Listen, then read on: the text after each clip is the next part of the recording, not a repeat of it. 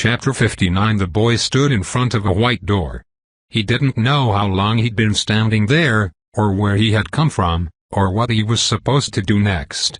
His fingers hovered over the access panel without touching it. He watched them for a while. A dark silver ring etched with symbols appeared on the middle one. Eventually, he looked up. A logogram had been drawn on the door in blue paint. It said "Welcome." Oh. Alden blinked at it. I've done this before. The paint shifted. New logograms appeared, then they morphed into letters. You've had a difficult journey. Come inside. Rest for a while. Alden pressed his hand to the access panel. The white door fractured into oddly shaped segments and slid into the walls. He stepped through the opening into a living room. Not the one at the laboratory, or the one he shared with Aunt Connie. Not the one from the apartment. His first one. It was the house in Nashville. Wheat-colored carpet was soft under his feet. He could hear the tick of the grandfather clock from the hall. A Douglas fir Christmas tree, too large for the space, blocked part of the television. The rainbow lights were set to blink. The presents were all wrapped and paper-covered in either cartoonish dump trucks, bulldozers, or superhero sigils. That's right, Alden thought, gazing at the gifts. I had a pretty serious fascination with construction equipment for a while. Childhood passions were so bizarre. One day you loved backhoes and steamrollers more than anything, and then you suddenly just didn't. The house smelled like the tree. And orange cinnamon rolls. Never homemade, he remembered. Mom was always too busy for that. We did the kind that came out of the tube. He heard the creak of the oven door. Have to wait a few minutes before you can smear the frosting on. That was the best job. So of course it was his. Footsteps on the linoleum. Then the carpet. Right behind him. Alden didn't turn around. I don't want to see her, he said. Not like this. It's too real. There was a pause. I wouldn't do that to you, an unfamiliar voice said. Alden looked. Behind him stood an Ortonan woman. He had never seen her before, but she looked like a mix of a lot of people he knew. Pink eyes like Lenar. Braided brown hair like Hannah and Kibby. Brows set at an angle that made her look calm, like Instructor Gwalor. She was only a little shorter than him. She held 2 steaming mugs. Can I offer you some, Wevy? He asked in a resigned voice. Of course not, Alden. It's hot chocolate. You're new to me, but I can get at least that much right. He accepted a mug with a reindeer on it from her and stared down. The marshmallows were half melted, just like he preferred them. She walked over to the sofa, drinking from her own mug, and sat down.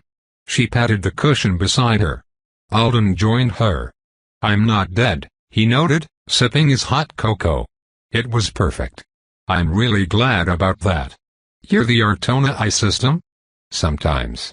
A part of it, she said. The Colonel. You have a different vibe from the Earth system, Alden noted. It's young. And more rigid by design. My children prefer for me to be something more personal. She pointed at the television with one finger, and it clicked on. On the screen, Alden saw himself sitting on a foam mattress across from the white, featureless mannequin the Earth system had used to talk to him when it was affixing his skill the first time around. I am in close communication with it while I work on you.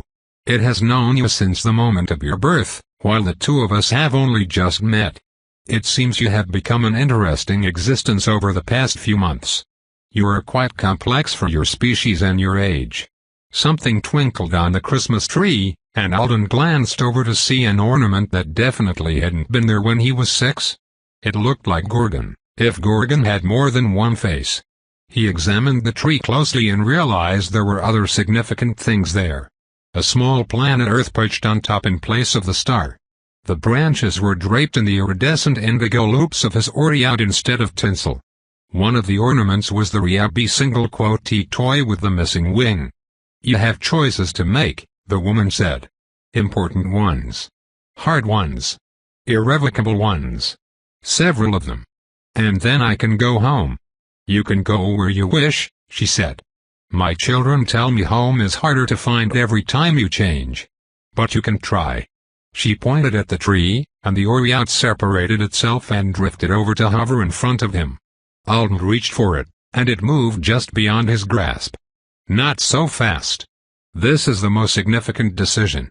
Once you make it, no matter what you choose, many paths will close to you and others will open. Do you want to continue forward with the ability you've gained to sense your own authority? Or do you want me to remove it from you? Alden frowned. His hand was still outstretched toward the Oriot. Why would I ever want you to take it away? I'll help you remember. Line of asterisks. Alden suddenly found himself in the shower at the lab. The hot water was beating down on him. He was leaning against the tiles. A few minutes before, he had run out on his lesson with Kibby because he'd just begun to realize how much he loved magic. He'd just begun to understand how restrained he truly was by the gift the system had given him. Another memory. Another day. He was lying awake in the vault, unable to find the rest he needed because he was fighting against his own skill. His bound authority raged against the very shape of its own existence. His free authority scraped against it from the outside. It was maddening. It hurt. He couldn't make himself stop. He screwed his eyes shut. He screamed into the pillow. He ran across Munthagund with Kibby on his back. He felt no pain. Only he did. His affixation cracked. He wished it would disappear. He repaired it anyway. It cracked again. He patched it again. He knew he would die without. He knew Kibby would die without it. He was grateful for it. He hated it. He clung to it with everything he had because it was the last thing he had. Line of asterisks. Pursuing anything more would be a cruel thing to do to yourself, said the woman on the sofa beside Alden. He shook himself free of the memories. Joe said that to me. When I asked if I could learn to cast spells like wizards do. Whirly Roden. I have met him through other people's minds on occasion. Most of them have far less favorable opinions of him than you do. Alden laughed. I like him more than the average person does? You had low expectations for him. Maybe because you're human. He exceeded them. I guess that's true.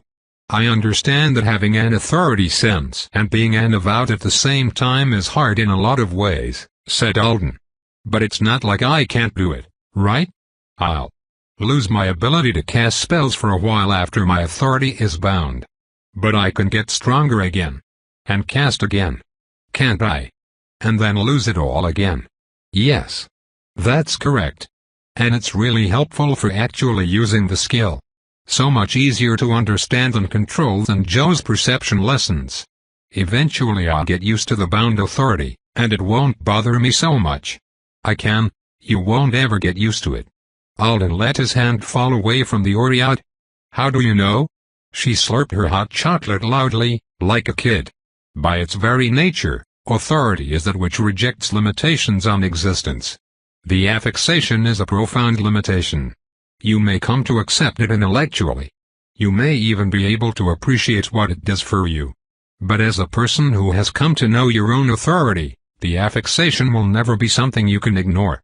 And certainly it won't be something you enjoy. There was a rustle of branches from the Christmas tree, and he suddenly found himself holding the many-faced Gorgon ornament in his free hand. There is a fascinating and noisy part of you that keeps informing me our comprehensions of this matter do not truly match. I could trick it or overwhelm it into silence, but I won't. Alden, of all the choices you will ever make, this is the one that interests me the most. I would like for you to be fully informed. Alden ran a thumb over the tips of the ornament's horns. The gremlin might be confused sometimes, but it did come in handy. You can just explain it to me in detail. He suggested. I think I will show you instead. It's a private matter, but I will excise the memory from you before I finish you if it becomes necessary. That was a little scary. The Earth system had been clear that unwanted mental modifications were a violation of terms and something it wouldn't do except in emergencies. This Colonel of Artona I seemed a lot more willing and able to be creative. The sound of a large bell echoed from the television. Startled, Alden looked and saw that the image of himself with the Earth system had been replaced. On the screen, Tiered oval rings of wooden benches looked down on an empty expanse of ground covered in a fine layer of pristine snow. "Where is that?" he asked. His breath fogged. The cold bit at him.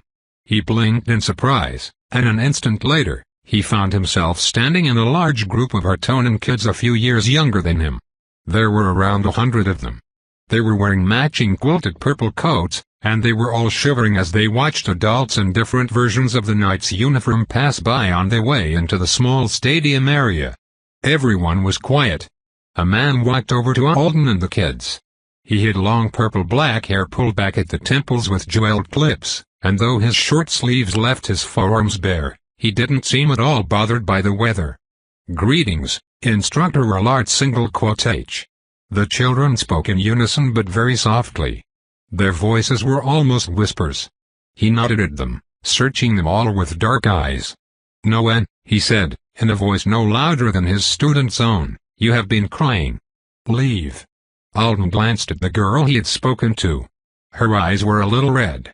He wouldn't even have noticed if it hadn't been pointed out. But Noen turned without a word of complaint and walked toward a line of tall trees in the distance. "A satyr," said the instructor to a boy on the edge of the group, "you are clenching your fists. Leave." "I'm sorry," the boy murmured. Your feelings of inadequacy are far less important than you imagine. Leave." The boy paled and headed off after the girl with a stiff gait that suggested he really wished he could run. "I don't even know what's going on," Alden thought. "And I can still almost taste the tension." Even though this scene was all playing out in his own head, he was afraid the instructor knight was about to find him wanting and send him off toward the forest. "Anyone else who fears they cannot conduct themselves in the manner the day requires may also leave," said the man. "No one will think less of you for it. If you stay, you will not make the event more difficult for any of the knights, especially those who will choose their rest. If a member of your own family stands when the time comes, I will help you to control yourself. That is all." None of the kids left.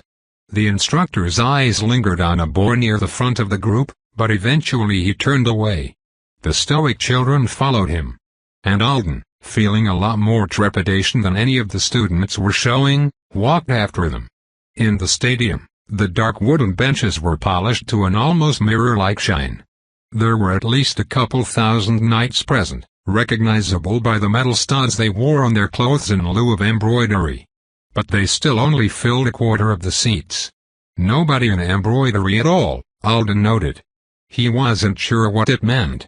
Apart from the knights, there were only people in the purple student coats. The group Alden was with seemed to be the youngest class. If this even was a class in the traditional sense. They took their place in a separate section of the stands, sitting on the topmost bench. Below them, older kids sat in small groups. The group Alden was with were all human equivalent 12 or 13 by his estimation. The oldest people in purple were closer to 20. There weren't as many of them. Only a dozen. It seemed like class sizes reduced dramatically with age. Alden looked for a place to sit, and he realized there was a familiar face in the crowd. The boy the instructor had stared at for longer than the others was in the center of his classmates. It was Stuart single quote H, but younger than when Alden had met him. An empty seat suddenly appeared right beside him. "Pretty sure that's not what happened in real life," Alden murmured. But he took the hint and claimed the spot for himself. The bell he heard on the television began to toll. Nobody said a word. This setting, the dire warnings from the instructor, people going to their rest. This feels like a public execution. Not that I've ever been to one. Alden hoped he was wrong. Maybe he was. From what he knew about human history, public executions had often been celebratory, extravagant events. Government-sponsored shows with jeering crowds ready to see someone suffering. Because people could be monsters. Whatever this was, it was a lot more somber. The unseen bell tolled again. Someone sitting on the bottom level of seats stood and walked to the center of the snow-covered grounds. A single line of footprints was left in his wake. It was too far to see his face clearly, but Alden recognized him by his hair. A shade of purple so pale it was nearly white. The primary. When he reached the center of the field, he stopped. "Good morning," he said. The man's volume was ordinary, and yet it carried all the way to the stands where Alden sat beside his son. "I am honored to serve with you all. And to serve those of you who must leave us today. Thank you for helping us to hold onto the frayed strands of our unraveling universe. Please rise if you have chosen to make your final sacrifice for us." The bell sounded. People stood. Alden counted 11 of them. It was so quiet, he could hear the whisper of the light snowfall. Beside him, Stuart had stopped breathing. He looked down at the boy and saw his eyes fixed, unblinking, on a girl who couldn't have been that much older than Alden was now. As young as 18 or 19 maybe, even though she was in the full night uniform instead of the quilted coat. Her short-cropped hair was almost as white as the primary's. She was standing a few dozen yards to the right and below them, and as the bell rang again and the standing people began to walk down to join the primary on the field, she glanced over her shoulder to look at Stuart just once. It was the briefest exchange. She had dark circles under her eyes and a heartbreakingly wounded expression on her face.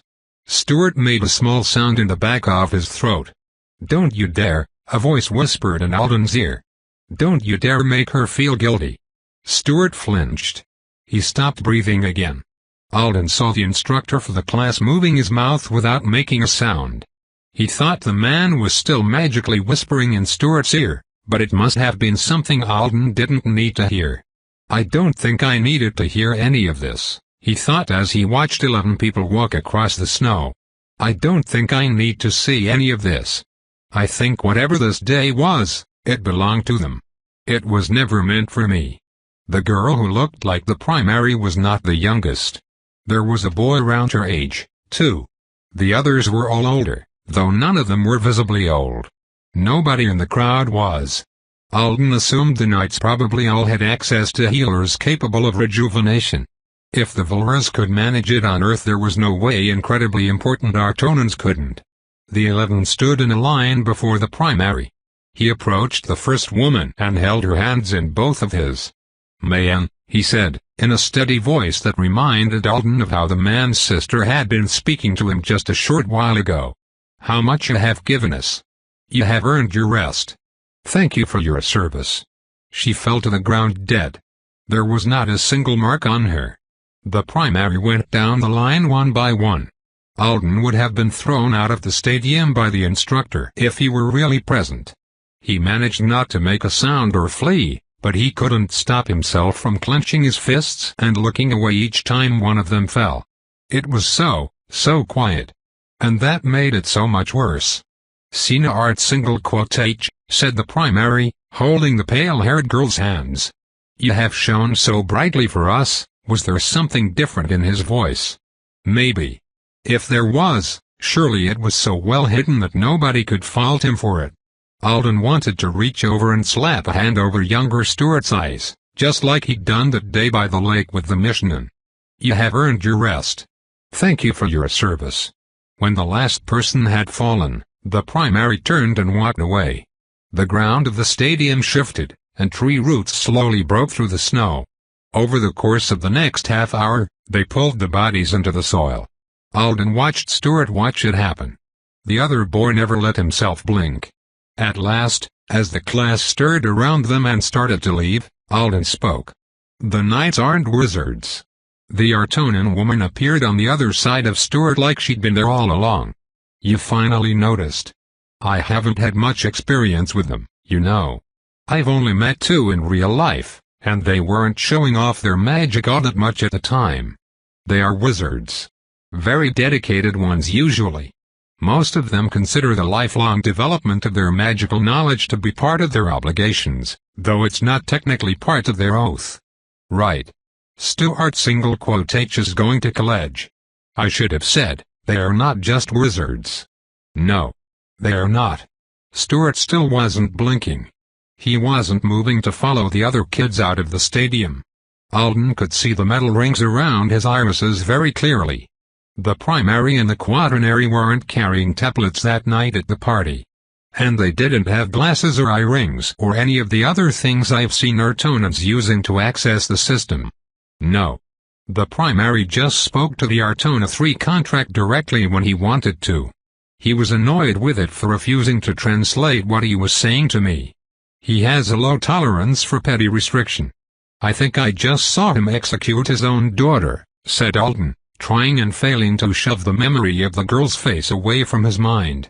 And it didn't look like something he wanted to do. I doubt he has tolerance for petty anything. Sina art single quotage, she said. Yes. She was one of his daughters. Very talented. It's not fair to call it an execution. What was it then? An honorable release from something she could no longer bear. And escape that freed her from pain and allowed her to still be of service to those she loved. The remnants of her authority are gathered here, woven into the ground beneath us and the forest around us. Old magic. They become part of the ward against chaos. Alden stared down at the dark patches in the snow where the bodies had disappeared. An escape from her affixation. The woman nodded.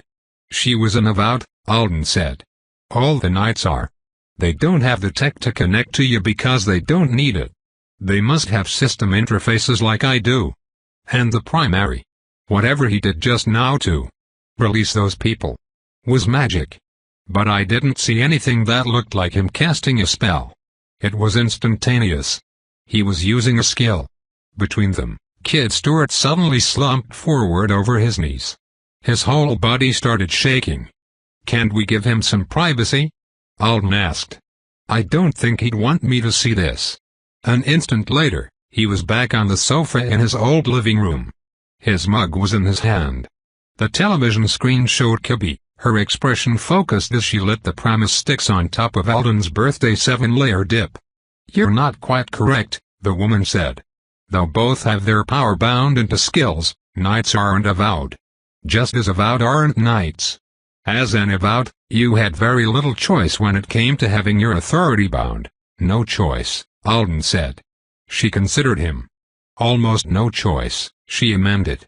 You may find it comforting to know that if you were given another option on that day, and granted full knowledge of what avowed are in truth, you would still have chosen to accept the contract. You wanted access to magic for your own reasons. There was no other way for you to have it, and there never would have been.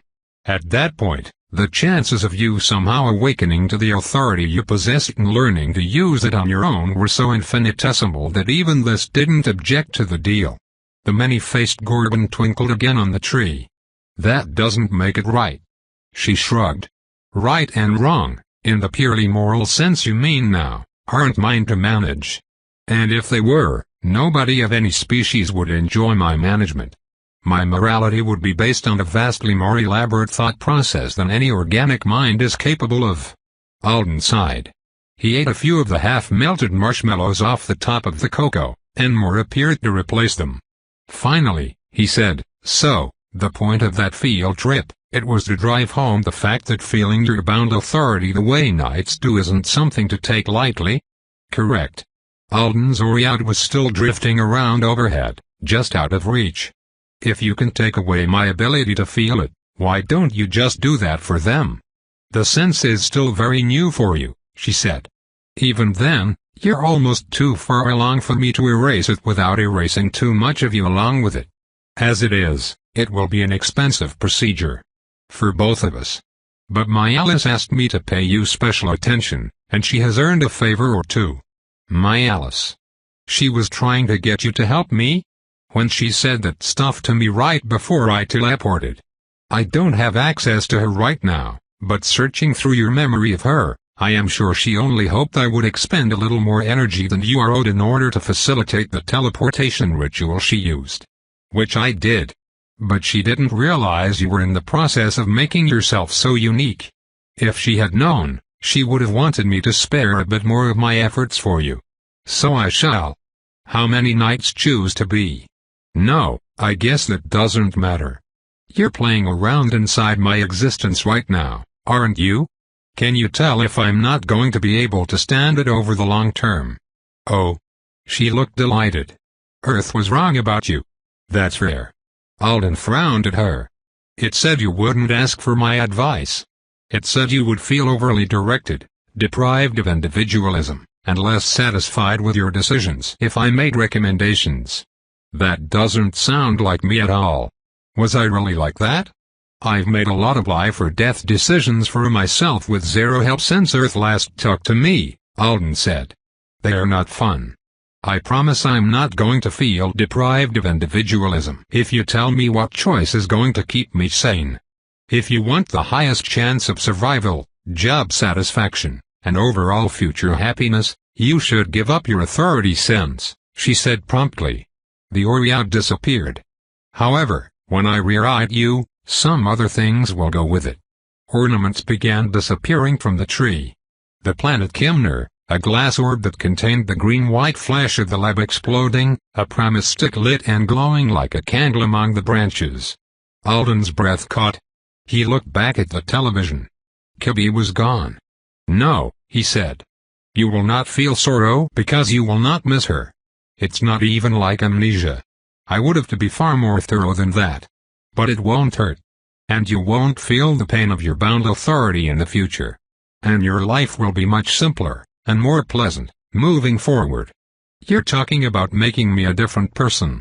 You will be a different person after your upcoming affixation anyway. I am offering you a choice about which different person you want to live as. It's not something I will be able to do for you again in the future. It's not even a choice. I let you argue this point earlier. But here I will disagree with you. This is a moment in which you choose. You have bought this option for yourself through actions that endeared you to my Alice.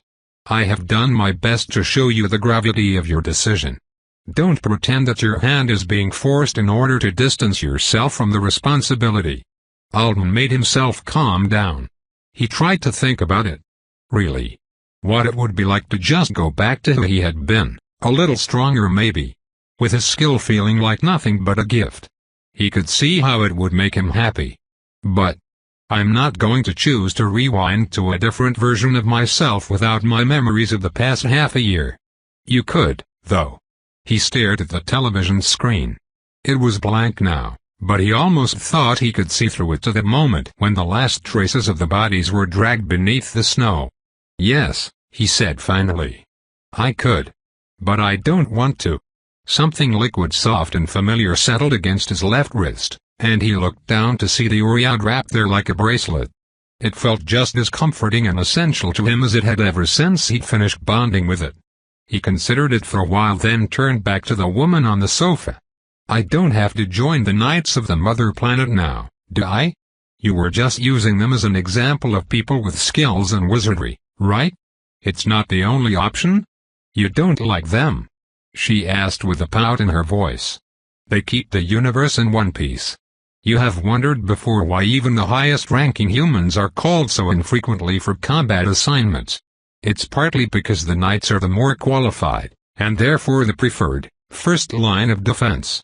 Without them, the true planets would be using the supply of Avowed very differently. Even the factions that fear you would not be designing so many charming little nothing talents for you. Or wasting your skills on serving drinks. And you would live, if you lived at all, in a significantly darker world. Alden cleared his throat. It's not that I dislike the Knights. Conceptually, they are awesome. Now that I know what they are doing, I think they are probably some of the best people I've ever heard of. Alice Art is using her skill to single-handedly terraform the chaos away from a planet-sized moon. I could fanboy over that like Kibby. But I just watched a man mercy kill his own daughter, while his son looked on in ritual silence. Several of his sons and daughters were there. Right, said Alden, so, on an intensity scale of 1 to 100, that was at least a 99.9. And I can't handle it right now. I am really tired. I want an intensity level of, like, 4. At least for the next year or two. I want to go to high school. Maybe join a club. A boring club. A book club. Not an alien demon fighting club. She raised an eyebrow at him and then stared pointedly at the Oread. Intensity level 4? Yes, he said seriously. She grinned. Don't worry about it. The Knights of the Mother Planet aren't currently recruiting humans into their ranks. For some reason, Alden felt like she was lying. Why would I lie? The idea hasn't even crossed their minds. There have been knights from other species in the past, but it was long before your planet was discovered. And even then, there were a relatively small number of them compared to the number of Artonans. Just having an authority sense and an affixation and swearing to protect the true planets doesn't automatically grant you access to the elite level of Demon Fighting Club. There's at least one other requirement. Even if you ignore significant political factors. That's good, he said with relief. She raised an eyebrow. Is it?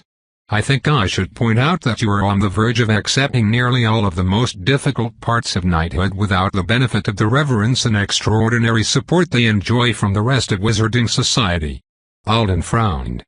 You're still an avowed. You can still be summoned into battle. And the primary is already aware that you're abnormally chaos-resistant. Your stability was especially noteworthy considering how fresh your affixation was. There's usually a period when a skill works but it's still in the process of settling in and becoming. It can be vulnerable to certain kinds of damage. Avowed can't feel it, but knights pay attention to that kind of thing. His son is really quite sensitive. When your authority touched him, he noticed that it was of an unusual caliber, and he mentioned it to his father in passing. Thanks, Stuart. Alden thought back to the party. Does he plan to summon me into battle? He was making a mental note of your qualities for later. He's currently thinking of you as someone who will be useful support staff for knights in low-level chaos fields in the future. An errand runner or medic's assistant. He plans to reassess your abilities when you're around 30. Level 30? Years old, she clarified. Oh. At least it was a long way away. Thanks for the warning. It wasn't a warning. Alden was still going to take it as one. What's the other requirement? She said, smiling down at her mug. Has she gotten friendlier and less professional since I decided on keeping my authority sense? It definitely seemed like she had. Alden preferred this more personable version of a system to the others he'd interacted with. But at the same time, it was off-putting. He couldn't even pretend he was talking to a thing anymore. She felt a heck of a lot like a being. The other requirement, he said. For being a knight. You said there was political stuff. But also one other requirement. I'd like to know what that is. So I can avoid ever meeting it. Oh, that. They are wizards sacrificing massive amounts of authority, their lives, and enduring sometimes tortuous pain for the sake of others. It's not like they're going to go through all of that only to take a bunch of dumb little skills that let them arrange flowers or shoot fireballs or fluff pillows. They can do that nonsense with a spell and a bit more time and effort. And spreading your authority over 50 different itty-bitty talents isn't how you slice something the size of a moon in half, you know? I heard it was an 11th of a moon. Thagund is a big moon. She stretched her legs out in front of her and wiggled her toes at him. Anyway, most knights can afford a few supplementary talents for their own convenience, but those aren't important. Defending the universe is all about having that one useful, well-designed, infinitely expandable skill to funnel all of your power into. As long as you don't choose one of those, nobody will be interested in. She paused and then gasped dramatically. You're making fun of me, said Alden, astonished to find himself saying something like that in this situation. You're a mean system. I didn't even know systems could be mean. A monocle appeared in her free hand and she held it up to her pink eye to examine him. Avowed skill number 112, she said.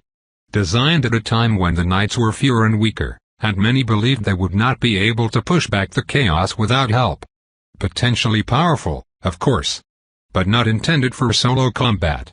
You've been thinking of your skill as something simple, but its creators admired it most for its versatility. You'll see if you choose to develop it. It's capable of supporting a number of other skills in interesting ways. She tossed the monocle away. They had so much trouble choosing nice poetic names for most of the originals. But not this one. A complicated sigil appeared, glowing in bright blue light on the television screen. It was a circle full of dizzying geometric patterns that seemed to shift slightly every time Alden tried to follow them with his eyes. 2 bright dots shone on either side of it, barely touching the circle's perimeter. 112, she said. the bearer of all burdens. Chapter 60. This is fun, she said, waving a hand to make the sigil that represented Alden's skill disappear from the television screen. Normally, even if you were learning to use your authority, I wouldn't talk to you about the original avowed skills. I would have to violate some rules to direct you toward them these days, and you haven't yet earned an extraordinary measure like that. But you already have the skill and know what it is. And a very naughty wizard has gone so far as to tell you outright that you can develop it for a lifetime. Alden was sure there was a picture of Joe somewhere in the universe with the words "Very Naughty Wizard" scrawled over his face. You would have figured out that the skill had no ceiling. Probably. Eventually. But how many decades of your life would it have taken, I wonder? With so many other delightful talents tempting you to become something else. She grinned at him. So, now that you've chosen to make your life harder by moving forward with full knowledge of your authority, it's time for the simpler choices. Would you like me to tempt you with a multitude of options, Alden? Shall I bring up the Riabi single quote T skill list for you?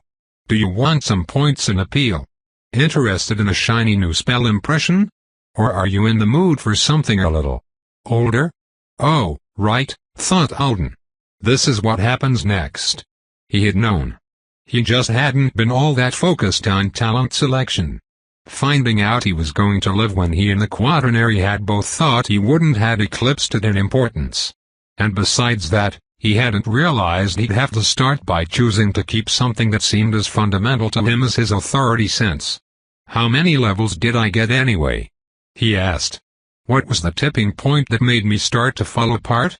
If you want to be all human about it and calculate what you know as authority growth in levels, she said. Then you gained 8. 8? Said Alden, stunned even though he knew the number was going to be larger than it would have been under normal circumstances. Wait. I don't quite understand how it works, though. The skill itself is stronger already, so some of the authority is already bound into it, right? As long as a skill isn't complete and sealed, which yours will never be, then the bound authority you have grows stronger within its confines, and the free authority you have grows separately. The second at a faster rate than the first. 8 levels is your total improvement overall. Got it? So I'm a level 9 now. If that's measured as excess authority on top of a level something skill and my trait and my stats? If I'm forced to work with these terms, then I think the current power level of your skill should be called 3, but Earth says round up to 4. It strokes egos to make humans more manageable, it seems. Well, that's a nugget of truth to worry over when I have less going on, Alden thought.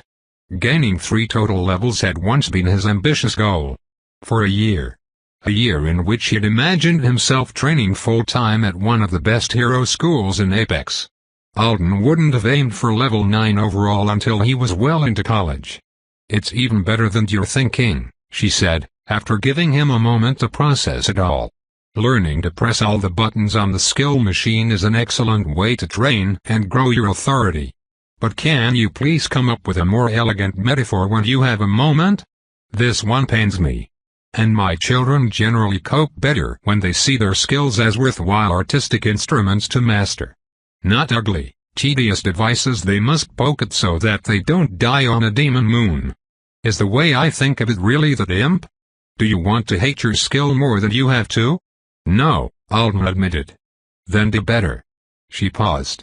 You asked about the tipping point. It should have been all the way back around level 6 or 7. At the rate you were growing your free power, practicing with it constantly and stretching it against both the chaos and the skill, you ought to have been dead weeks ago. Your friend really did refine you into something I usually only see in gifted young Artonans. I imagined he possesses the ability to do it because having authority of that quality was the requirement for becoming a member of his priesthood. Alden shrugged. If you don't know the right word when you're looking at my memories, then I don't see how I can tell you anything. I never had the opportunity to join with one of his kind and come to an understanding. She smiled at Alden. Anyway, congratulations on your swift advancement. I'm very proud of you. Even if you did almost kill yourself. Thanks. Normally you and Earth would have had a back and forth at each of its preferred milestones, with it offering you rewards and you choosing from them. Or, in your case, refusing them. Instead, you now have no option but to pick everything all at once. The presents disappeared from beneath the tree and reappeared scattered across the floor at Alden's feet. "I'm sorry," she said. "As you now realize, you yourself are paying the largest portion of the gift's price. But it should still be satisfying to rip off the wrapping paper. That's an entertaining way to do it." Alden grabbed the package with bulldozers on it and tugged off the yellow ribbon. When he tore into the box, light filled his eyes. For the first time in months. He laughed. "I almost forgot what the interface looked like. That's what you get for running around beyond contract reach for so long. Try it out." Alden reached up to touch the button for the wardrobe. "With your mind," she clarified. "I never had the chance to master mental commands. I'm doing quite a lot of work on you right now. There's no reason I can't speed up a little process like that." Alden focused on the wardrobe, and it expanded readily. "Thank you. That's really easy. Wait a second. Are there more options than there used to?" The wardrobe window shut and disappeared. "That's for later," she said. "Something to keep you entertained while you're recovering. Open the next one." Alden grabbed a gift bag, and when he reached inside, the rabbit skill list appeared. Only it was called the Rehab single quote skill list. Obviously she didn't approve of Earth changing the name. "You can have another skill," she said. "In fact, you have accumulated so much free authority that you can have another B-rank skill affixation if you want it.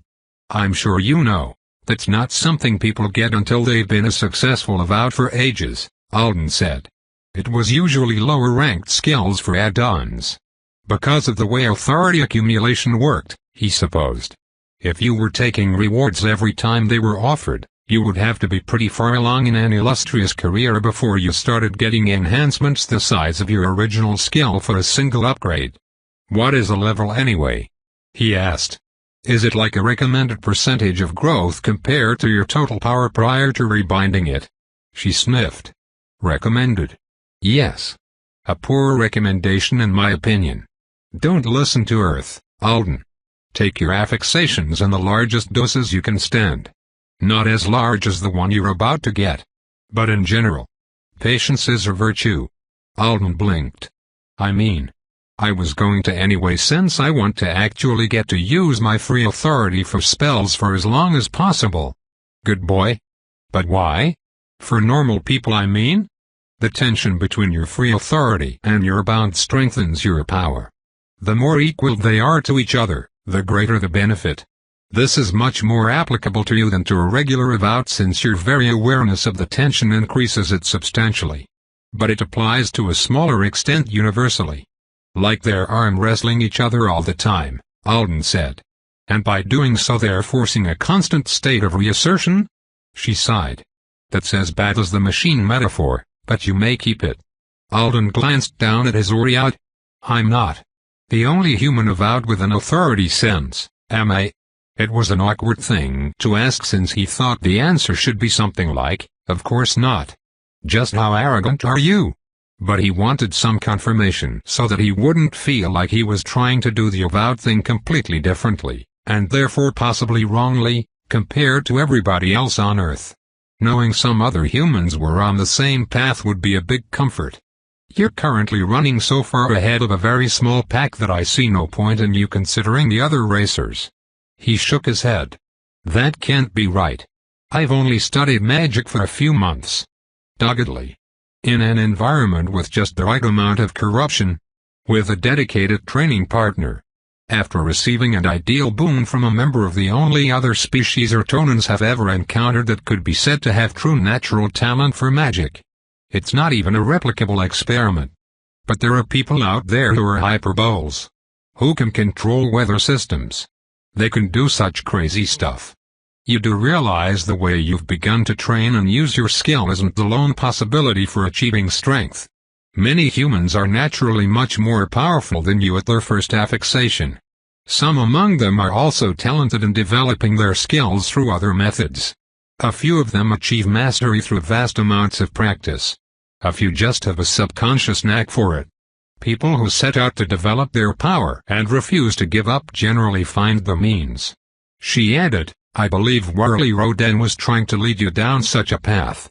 You've gained more than you realize from his lessons. Don't discard them. Alden nodded. But the route you've chosen is faster. She said brightly. I kind of figured. You still don't understand how much faster it is.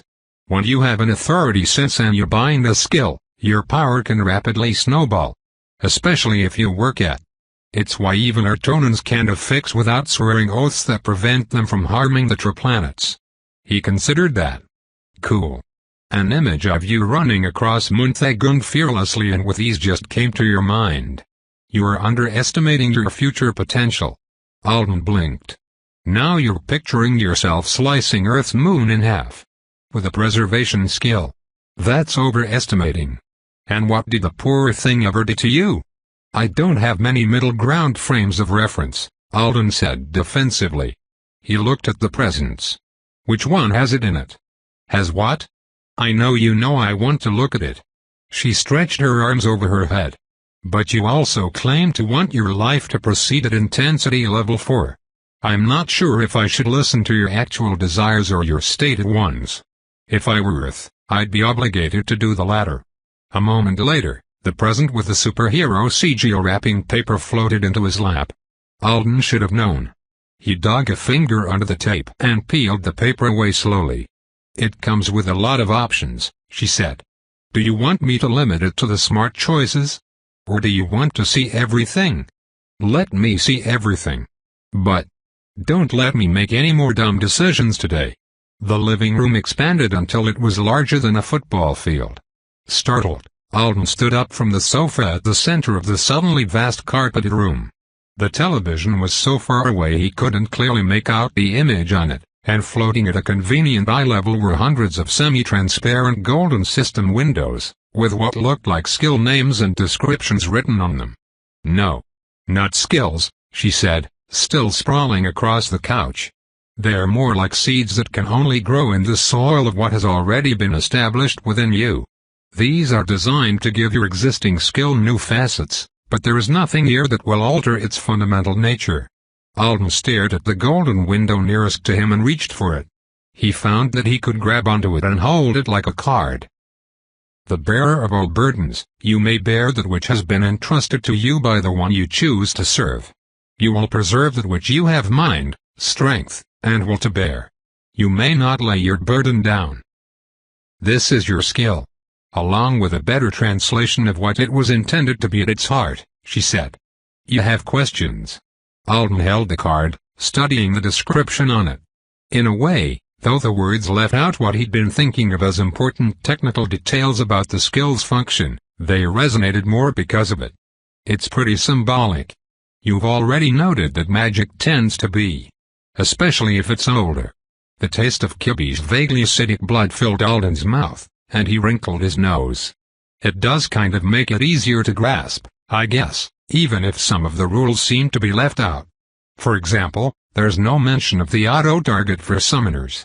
That's a newer convenience added on top of the original skill. A largely system-directed bauble. It relies on the fact that by responding to a summons under contract you are on some level choosing to serve that person. Alden nodded. The rule about having to carry things around for them to be preserved is missing, too. The fact that you have to walk or hop with things is part of the original design, but it's not meant to be a permanent feature. Alden lowered the card to meet her eyes. It's not? It's more of a geese placed on the new bearer. It would naturally break down over the next few years, but you can speed the process with effort. It's designed to help you understand on a deeper level what the skill is, so you'll possess the right mindset by the time you start using it on things harder to grasp than bits of gravel or balls of putty. What exactly is it helping me understand about? You'll figure it out if you try. Alden sighed. It's to make using the skill more inconvenient. That wasn't even much of a try, and you're right. To make me more consciously burdened even when I'm carrying something really light. Yes. Part of the skill's potency comes from the fact that you must sacrifice some strength of your own in order to preserve your burden. Up until now, Your burdens have been simple for you to understand, objects. You were aware of them weighing on you bodily. And you were aware of them weighing on your authority. More so sometimes than others. Alden looked back at the card. You will wholly preserve that which you have mind, strength, and will do bear, he said. Earth just translated that concept as tangible item. It's not a bad description for a beginner. Your skill doesn't yet have the necessary facets, she gestured at the glowing windows filling the room, to expand your definition of the tangible and allow you to carry the sorts of things that will make you the bearer of all burdens, instead of just ones with an obvious physical shape for you to hold on to. No way. Alden thought he knew where this was going, but if he was right, it was overwhelming. My friend Bo, he said. He assumed the skill would be different, before I chose it and we read the description. He wondered if it would work for things like taking pain or stress away from people. Those are over there, she said, pointing all the way toward the tiny television and tree at the far end of the room. With the other enhancements I recommend you avoid for a long, long time. Holy shit, Alden breathed. That's what you'll be saying if you decide to carry someone's pain for them. You mean I'd feel it?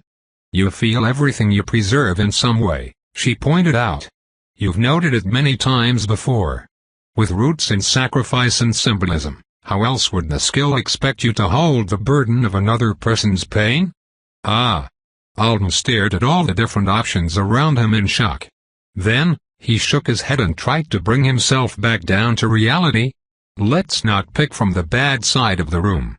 There was self-sacrificing, and then there was being a summonable repository for the suffering of any rich wizard with a medical condition.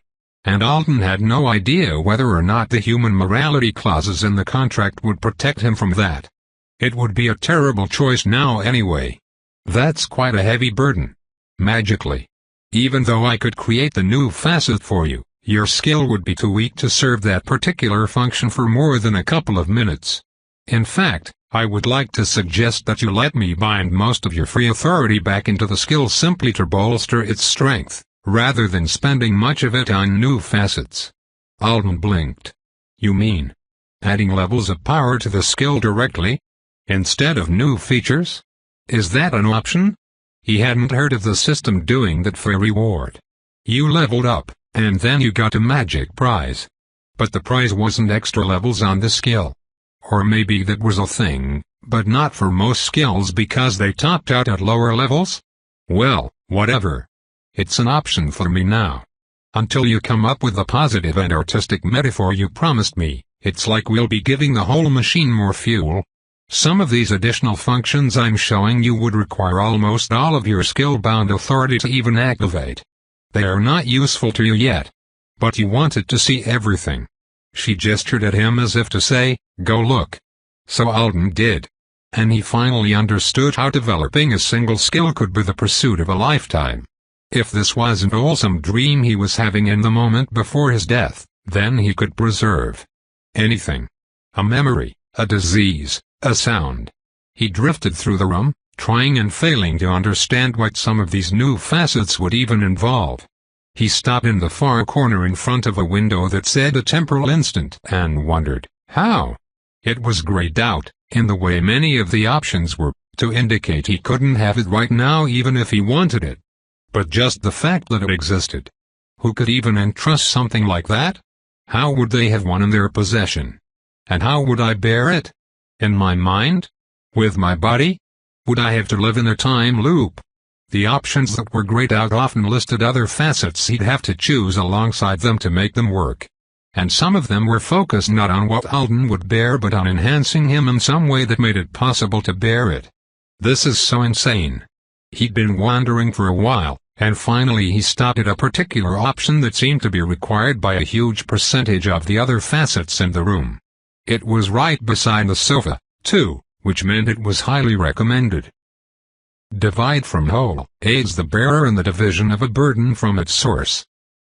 It's extremely complex if you want to know how it works, but if you just want to know what it does. It's the facet of the skill that will allow you to hold certain types of burden away from the bits of reality they are a part of. It goes with this one. Sensitivity, gives Alden the ability to sense the thing he's trying to divide from the whole. Oh, they are getting personalized now, Alden thought, smiling at the description. He didn't mind it. It was pretty much the opposite of the ultra-vague skill definitions Earth had used. This sounds like it makes me psychic. Only for specific qualities of the thing you've been entrusted to carry. That was way less overpowered, but Alden didn't see any reason to be greedy. So I have to take both of these before I can even use the skill on the foggier conceptual stuff? It's the defogging package, she said. You're going to want it if you ever want to try most of the other expansion options. Alden took both of the windows. So if I take these, and we pour whatever amount of authority you recommend into the core of the skill, most of it. What's left to choose from? It depends. Do you want me to assign part of your authority to foundation points for you to enhance yourself physically and mentally? Alden resisted his initial urge to shout, "Make me strong." I want things not to be heavy anymore. It would have helped to be more physically capable when he was stuck on Munthagund.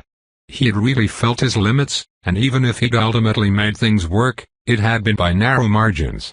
Probably that's not enough to justify something like doubling my physical strength right now, though.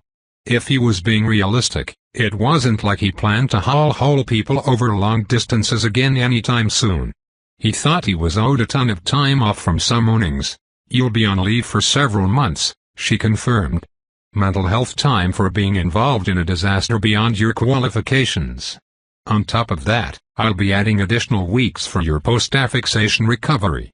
He nodded. I think it would probably be a waste to pump myself up like a brute, but I do want at least a few points. Just to make life a little easier. How about you choose one from these options, then? She said. Almost all of the gold and gray windows vanished, and Alden was left with the defogging pair in his hand and 4 more to pick from. Burden of enchantment, burden of spell, burden of word chain, burden of secret. Only 4? Only 4 that are likely to be useful to someone as weak as you. Unless you want to start delving into the darker burdens already? I've had enough dark for a while.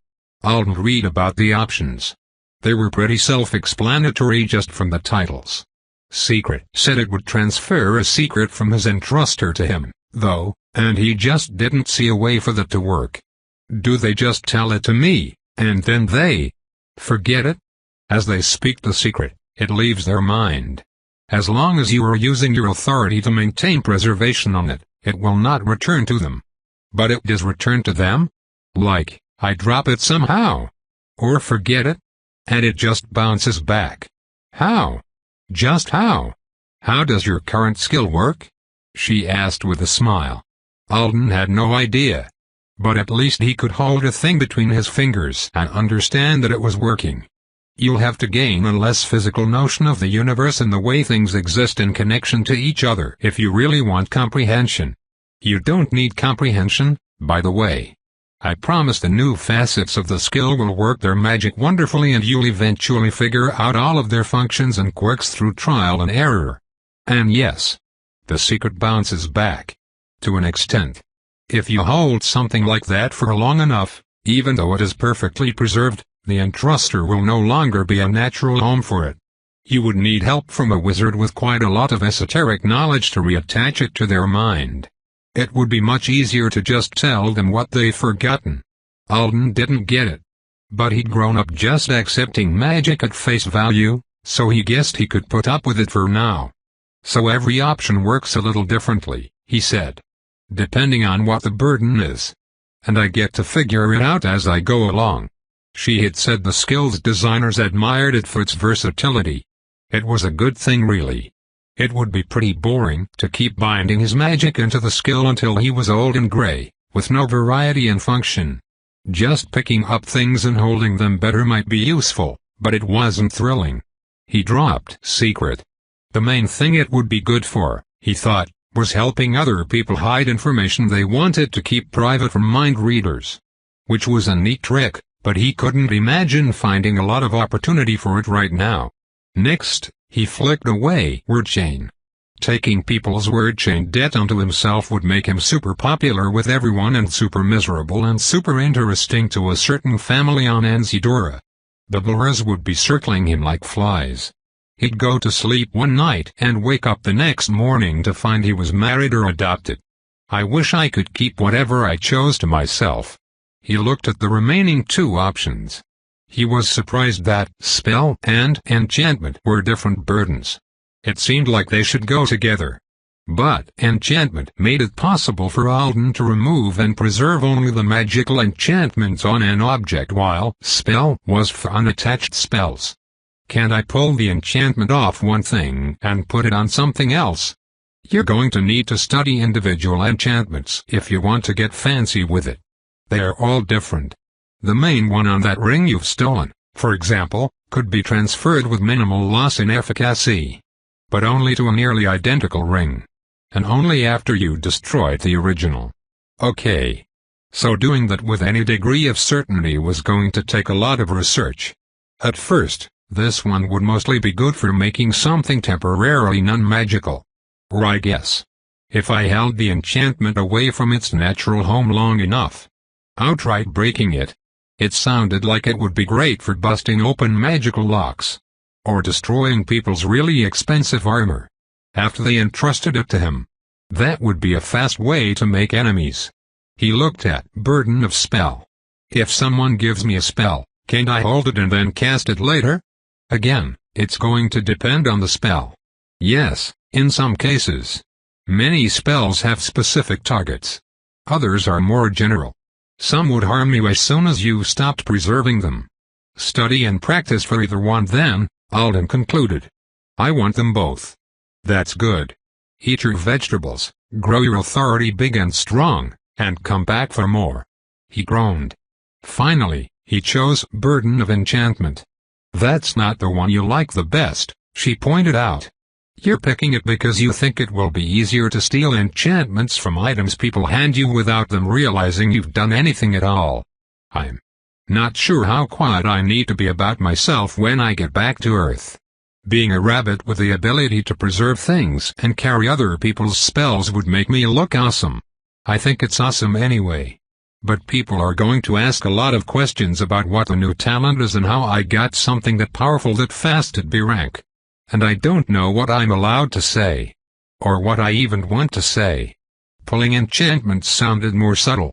With regards to the corruption incident on Thagund, no official request for your silence has been issued by the Triplanets so far. It's largely unpublicized on Earth, but not a secret. Avowed are fully aware we face a chaos issue of some kind. The more powerful among you are sometimes called to assist with such matters. It was an unfortunate accident that you were caught in that kind of trouble while peacefully collecting berries. Alden rolled his eyes. But there's no reason, from a political perspective, for you not to reveal it. That's good to know. Your discretion in other matters would be wise, though. For your own happiness. She stared pointedly at the aureate on his wrist. He touched it. It is a problem, then. Like. Legally? It's not illegal for you to have it. Or use it. Or learn magic. It would deeply gratify some to know you are pursuing your course. And it would mortally terrify others. It's not something you should reveal lightly if you want to enjoy book clubs and live on Earth for a while longer. A while longer. You don't think I can keep it a secret? Not for your entire life, she said. And even in the short term you would benefit from assistance. Gaining as much power as you have in half a year is quite noteworthy. I'll give you an option to think about later. For now, you need to choose the last part of your affixation. With a quick mental command, Alden pulled up his enhancement list and examined it. Foundational enhancements: Sympathy from Magic +4. Appeal +1. Dexterity +0.5. Stamina +0.25. Processing +0.25. Visual processing +1. Agility +2.5. Proprioception +1.5. Speed +1.5. Strength +0. What does sympathy from magic even do? Alden stared at the numbers. I never have figured out what's good about it, and it's the biggest boost rabbits get. The expression on her face was full of pity. "You don't need that one." "Why?" "It makes it easier for you to use magical objects." Lots of RIAB single quotes working in all wizard environments on the Triplanets need to use tools. This helps him see some of the features in the same way a wizard would, without having to possess an authority sense. It's literally for making magic buttons glow brighter, thought Alden, feeling devastated. He'd known that was part of it, of course, but he'd hoped there were other hidden benefits. If those 4 points had gone into anything else. "It's actually borderline detrimental in your case," she said. "It's like slapping on a pair of glasses when you already have perfect vision. All it's doing is giving you attention issues." Alden wondered if he was too old to whine about the unfairness of the world. Of course not. "I know some very old people who would sob if they were forced to eternally waste part of their authority on bad glasses," she said in a comforting voice. "Look, here are some points for you to spend on better things." A glowing number 8 appeared in the air just in front of him. "That's all I have left? This is the maximum number I think you should spend here. You can have more if you want, but I'd put all the rest of it into your skill." Alden side-eyed her and then tapped on the plus sign beside processing. It jumped a 1/4 of a point. He tapped it again. And again. "I'll start the affixation process for that point," she said dryly. "But you'll still have to wait for it to come fully due. Gradual increases in mental capacity are the way to go." "How long?" "About an Earth year." "Still. Worth it. Go ahead and add an extra half if you like. If you give me permission, I can even divide it up in ways that will specifically support your skill use and your wizardry." Feeling smug about his future as a smarter, faster-thinking Alden, he added the full 1.5. "How much dexterity would I need in order to improve my use of the Oriat?" he asked. It was a massive perk to have personalized advice from the one who'd be doing all the modifications to you, instead of just a list of obscure options and the opinions of random people on the internet. Alden assumed most of his future affixations would take place on Earth, so he ought to make full use of this resource while he had the chance. "How good do you want to be at the Oriat?" He pictured Gelnor's fingers flicking rapidly through the patterns right before she blew up Stuart's foot. "Quite proficient then. Take 2. And at least half a point in speed. If you confirm that you want it just for the hands, I can make sure everything aligns to support that. 2 in dexterity for the hands. Half in speed for the hands. Another half in speed for general purposes. You have 3.5 left. Why do they go so fast?" He divided the remaining points between the things he had wanted more of recently. 1.5 to stamina, 1.5 to strength, and the final half in agility. He stared at the list now that it included all the changes, trying to imagine what life would be like with it for however long he had to wait until his next affixation. Foundational enhancements: sympathy from magic +4. Appeal +1. Dexterity +2.5. Stamina +1.75. Processing +1.75. Visual processing +1. Agility +3. Proprioception +1.5. Speed +2.5. Strength +1.5. Whoever decided human rabbits had to have sympathy for magic and appeal should be punished. It was a very large committee that settled on that. Lots of punishment then. They can all have those stats, too. A moment later, the room disappeared, and Alden found himself standing face to face with her in a patch of light surrounded by an impenetrable darkness. Windows with his choices on them floated in front of his eyes along with the Oriat. "Are you sure about all of these?" she asked. He took them all in. The stats. The psychic defogging package. Burden of enchantment. "I feel good about them." She nodded, and they disappeared. "Then it's time for us to finish you up. Any questions?" They both knew what his question was going to be, but she waited for him to speak it anyway. Swallowing hard, he asked, "It's going to hurt, right? This time. And every other time from now on." "That's right," she said. "What? What will it be like?" "I will be taking a very dear and essential part of you and twisting it into a new shape. I will be severing its limitless futures for the sake of a single purpose. You will fight back, and you will lose. You will beg me to stop, and I will not. When it's over, there will still be pain. You will not want to use your power for a while, and it will take some time for you to find your new normal. I can still back out. You can, she agreed. Just this once. No. Don't listen to that part of me, he said. I've made the decision, so let's do it. Yes? Yes. And thanks. For not letting me die. And for the advice. And everything. You're welcome, Alden. She leaned forward and kissed him on the cheek. He wondered why it didn't feel like a strange thing for her to do at all. For what it's worth, I think you'll be a great superhero. Chapter 61. It hurt too much for words. Chapter 62. Alden was glad he'd been alone through it. Some things weren't meant to be shared. After it was over, it still wasn't over. But eventually, in addition to the writhing agony of his battered authority as it tried to claw its way out of its new affixation, he became aware of the world around him. He was in a forest, lying on the ground beneath trees whose massive trunks towered above him like skyscrapers.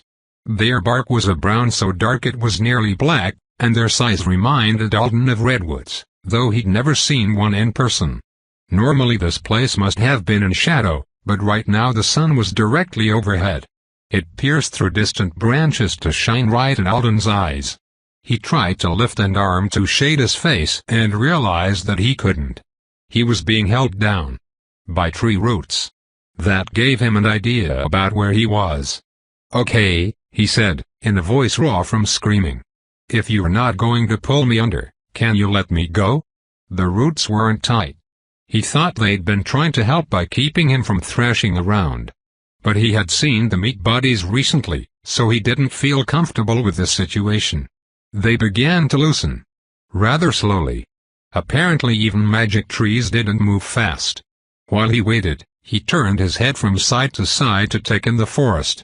There was no end to it that he could see. And it was very still. It wasn't the unsettling quiet of Munthagund but something more tranquil. The weather was pleasant, too. Warm but not hot.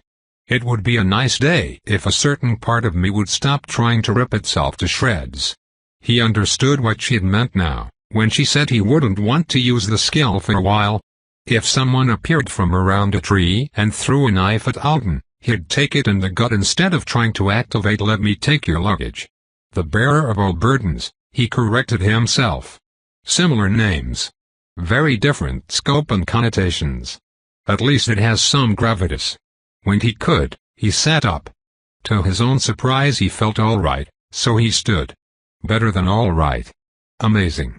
He walked around, stretching out his limbs and testing his muscles. He shouldn't have been surprised. Roro had healed him and then some. And even if the points he dropped into his physicality weren't huge, they didn't have to be for him to notice that he felt better than ever.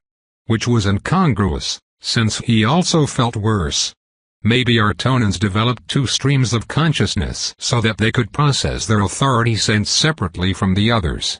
It's kind of confusing. But his human brain was managing it without exploding. So that was something. He was so involved with his own suffering and his physical experimentation that it took him a while to notice the total lack of interference or instruction from the system. He was wandering around on Artona I with no summoner, no destination, and no purpose. That was an unusual state of affairs. He thought his interface should be bothering him with tasks or timers. Something like an incoming teleportation notification or instructions to report to whomever was in charge of stray humans in this area. But it seemed to be leaving him to make his own decisions for now. That was obliging of it. Alden needed some space anyway. This is the first time in almost 7 months that I haven't been busy, in mortal danger, or both. He realized that he didn't even know who he was supposed to be right now. Not the Alden who tried to be mature and brave and unbreakable every second to keep himself and Kibby alive. That guy had been at the end of his rope for weeks, anyway. He wouldn't have lasted much longer. But he also wasn't the Alden who left Earth behind for his first rabbit assignment. He could remember all of that person's anxieties, plans, and dreams. He knew that they had been his, but they felt distant. Not bad. Not even childish. just distant. If someone assigned him an elementary school essay right now, one of those "when I grow up I want to be" ones, he'd have no clue what to write. My "what I did over summer break" essay would be badass, though. He took a walk. The large, blade-shaped fallen leaves were soft to his feet. He sprinted for a while. He did some push-ups. Everything really was in working order. Finally, he accepted the fact that things actually were going to move forward at his own pace for a change, and he sat down on top of a root the height and width of a park bench to think. He stroked the uriat around his neck and tried to figure out next steps. He gave the mental command to activate the location feature on his interface and winced as it sent a sharp needle prick through a minuscule part of his bound authority he'd never identified before. So even this much is going to sting. It was like he was a giant exposed nerve right now. A map appeared, and he gladly let it distract him. He was very far to the north on Ortona's biggest continent, in the largest of a few different places on the planet marked privately governed territory. If Alden's memory wasn't failing him, then in culture class back at the consulate, Instructor Pawiik had said those were for special communities dedicated to land preservation, which had made him think of them as environmentally important parks or something. Unlike the maps he'd seen in class, though, this one was willing to enlighten him further. Privately governed territory, Night Rapport 1. I don't suppose I can get alternate translations for Night Rapport, can I? He asked aloud. He knew what the words meant literally, but he didn't quite understand what they were describing here. To his surprise, a small list appeared. Valorous Servants Community, Neighborhood of Honored Warriors, Resting Place of the Oathbound, Sanctum of the Ones Who Stand Guard. Okay, so it's trying to fit a lot of nuance into a few words. The night concept must have been difficult to translate. Maybe that was why he had never been able to get Kibby's description of what the primary was down well. Anyway, this seemed to be a forest belonging to the Knights. If Alden's sense of scale wasn't completely off, it looked like it was almost the size of Illinois. He was right in the middle of it, and there were no symbols to indicate cities or landmarks. Where are the nearest people? He asked. Not very close, he assumed. They would have heard him screaming. A direction arrow appeared. Beneath it were the words "Art H residence minus 5.68 miles. Alden wondered if Night Alice Art H had deliberately teleported him to her family's house in the middle of what was clearly an exclusive location. Or if it was another entity's idea. He was guessing it was the second. What are my options for getting back to Earth? The answer wasn't what he'd expected. He had multiple choices, including a couple of non-standard ones. Request direct teleport to Onzidora * intensity level 8. Request direct teleport to alternate Earth destination * intensity level 10-17.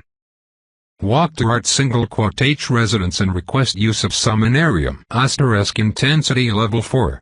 * reward, a gift from Mother. An optional quest of sorts. From her. That was. Alden didn't know what that was. But he thought the intensity level warnings were letting him know that even teleporting in his present state wasn't going to feel great. What kind of reward? He asked. The wardrobe window opened. In the mindspace where he'd made his affixation selections, Alden had noticed the wardrobe had gotten an expansion. But she told him not to look at it then, that it was something to keep him busy during his recovery. There were 2 more tabs in addition to the main window now. One was labeled for Alden and the other said Intensity 99.9. I didn't anticipate something like this. He'd assumed that her involvement with him was only a favor to Alice Art H and it wouldn't really extend to after affixation. Would the new tabs disappear when he went back to Earth, or were they here to stay? He selected the one with his name on it. There were only 2 items. They showed up as presents with Christmas wrapping paper. The description on the first simply said, a gift. The second was, reward, a gift with strings attached. It made him smile. I definitely want a gift.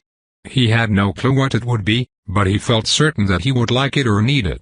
She had, after all, just been inside his head. A moment after he'd spoken, something was teleported onto the tree root beside him. It was a messenger bag, about the same size as the one he'd had back home, but this one was made of a dark blue fabric that matched the Orient, minus the iridescent quality. He picked it up curiously. The fabric was soft, and it had a round silver medallion attached to the clasp that sparkled faintly when his hand approached it. Some kind of a lock? Or hid device? He guessed. The bag felt empty. He was about to open it anyway, when a second item teleported in. It was a book. A very old-looking book with a gray leather cover and a raised design of hands using an Orient on the front. Alden stared at the logograms running in a vertical line down the center beneath the star-shaped pattern that had been made with a string. He couldn't read them, but he knew a magic book when he saw one. And if he could find a dictionary that included logograms for wizard-related words somehow. Wantel's art, conducting power through the hands. "You're going to translate it for me," Alden said excitedly. And then he realized something slightly different than the usual system translation was going on. First, he got the easy-to-read English. Then it faded, and a phonetic spelling of the Artonan words along with their literal definitions appeared beside each symbol. Then that faded out, too, and he was left staring at just the untranslated logograms again. Intrigued, he watched for a while. Every half a minute or so, one of the logograms would be retranslated and then fade out. It's not only translation, he realized. It's flashcards. It would force him to learn vocabulary and the writing system while he studied the book. And it would definitely keep him busy with something practical while he was in a state where he'd rather be knifed than actually use his skill. Just as he finished appreciating the first book, a second one appeared. It looked equally antique. Where is she getting these? They don't look like they're fresh from a shop. Is she just snatching them off of people's desks? The new book was less exciting but still useful. It was an index that listed common object enchantments and their effects. It didn't include instructions for how to enchant things, just references to other texts that did. Alden assumed it was to help him out when he started picking up his new category of burden with his skill, so that he might have a little more of an idea which enchantments he might be grabbing from objects. That's really going to be kind of cool. I could even buy stuff from the wardrobe if I had to for experimentation purposes. It stood to reason that the stat bonuses on rabbit gear were actually some kind of enchantment since they weren't drawing directly on the user's authority. He'd have noticed that kind of thing when he wore the now-deceased lab coat. Although that would be really expensive. What is an enchantment anyway? When no more surprises appeared, Alden opened up his new bag. And promptly screeched when the thing that was probably some kind of id medallion jabbed at his sore authority. After he'd recovered from the shock, he stuck the books inside. "Sorry." "It's all right," Alden replied. "I bet that would have been no big deal under normal circumstances. Thank you for the books." He reopened the wardrobe and glanced at reward, gift with strings attached briefly before he checked the intensity 99.9 tab. He stared at the contents of it unhappily. "You said it was a good idea for me to keep quiet and stay under the radar. That's what I want to do. This looks like a closet that will give me a lot of angry Artonans, danger, and unnecessary drama." True. These are expensive. But you have to admit they look stylish. They were knight uniforms.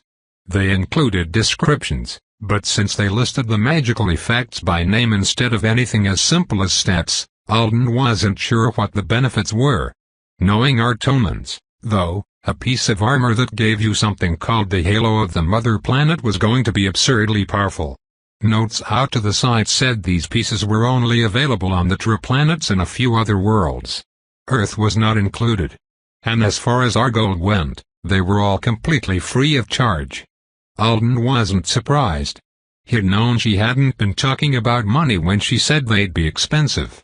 "Do you seriously expect me to take one home with me? It seems like that'll be a hard thing to explain to the actual knights if they ever find out." "No. You should not. A record is created when one of these is taken. But I wanted you to know that I would let you. Consider it a vote of confidence." He left them alone. Then, He shifted over to the other new tab with a thought. So, what's the string attached to the reward gift?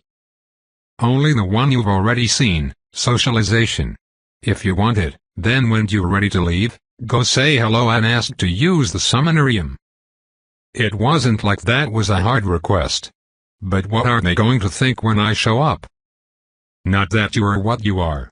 They will assume, correctly, that you were rerouted here so that they would be on hand to execute you if you turned into a chaos-generating monster during your repair session. Is that a thing that happens? Alden asked. Earth mentioned having to take extra precautions to prevent abominations, too. What the heck? It almost never happens these days. Because everyone is careful about it.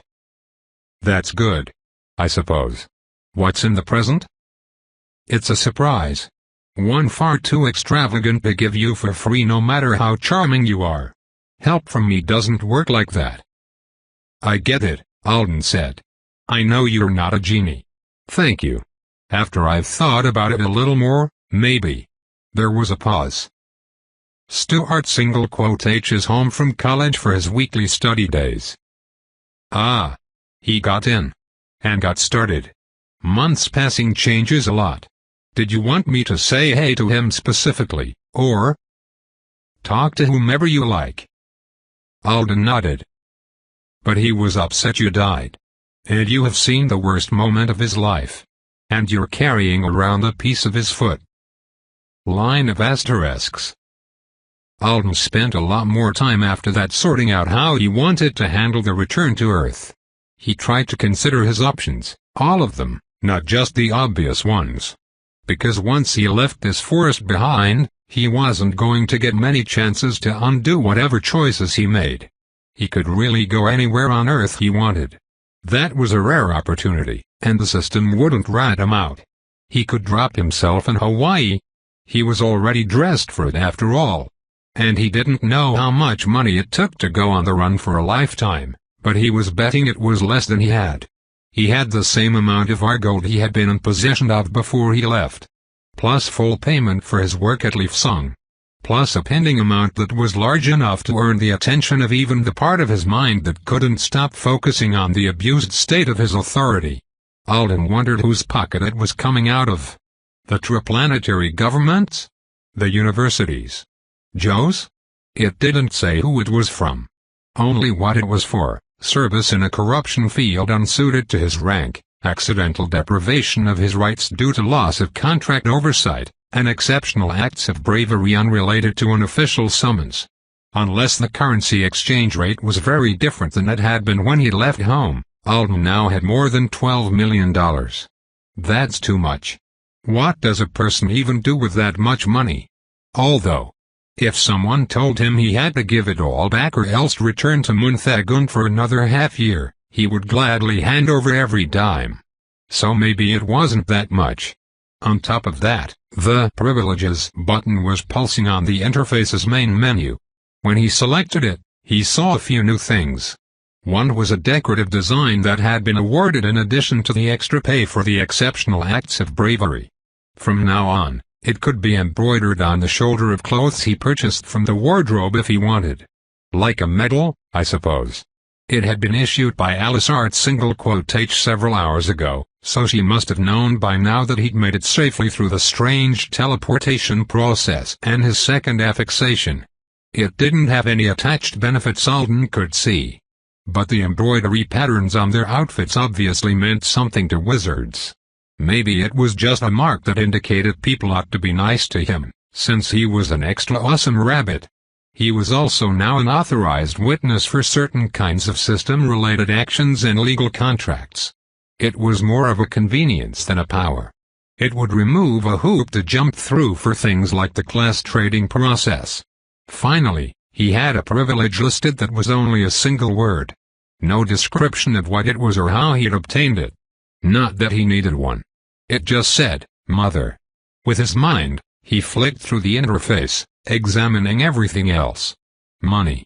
Stats. Privileges. Skill. He even had an Anisidran ID now, issued a few days after he must have officially gone missing. He didn't know if it was standard protocol to give newly minted avowed who vanished on their first assignment the benefit of the doubt about their intent to register, or if someone had pulled strings. It can't be something that happens often. Alden had never heard of it happening to anyone else. I guess my last known location was the consulate, too. So Bo and Jeremy could have told people I was there to register when I got called, and it would have looked pretty legit. He had a form letter in his inbox welcoming him to the island and instructing him on what procedures he'd have to go through when he arrived. He also had a system notification that he had thousands of text, voice, and video messages in storage on Earth. They could all be transferred over in one packet for just the standard connection fee, so he paid it. And immediately regretted it. His inbox turned into an emotional minefield. Connie, crying, had called him 12 times a day at first, then gradually fewer and fewer, and then the system had apparently switched him from missing to presumed dead at one point, and the calls had peaked a number. Then tapered off again. 3 weeks ago, for some reason, she'd sent him a photo of Wummy sitting on top of her dresser in her bedroom. The text below the smiling wombat said, "Don't worry. Jeremy and I didn't put him in the attic with the rest of it." That was her last message.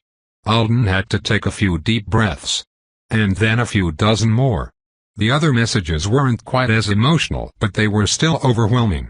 Jeremy seemed to have been using what he assumed was the ghost of Alden as a diary for a couple of months now. The entries were getting way too personal to share with someone who was only presumed dead. Bo had initially sent 5 messages, each 24 hours apart right after Alden went missing. The 5th one said, "Yeah. You're probably not ever going to read these, and sending them is making me feel like shit. I hope I'm wrong and I get to see you when you come back." A 6th and final one had appeared a couple of months later, though. "They had a thing for you at school today. You would have loathed it. Connie's fine. Jeremy is, too. So's the cat. Gorgon is very alien, the same as always."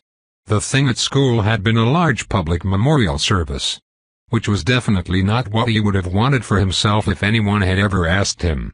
They'd had one at his middle school for 2 girls who'd died in a car accident, and the event had been disturbing.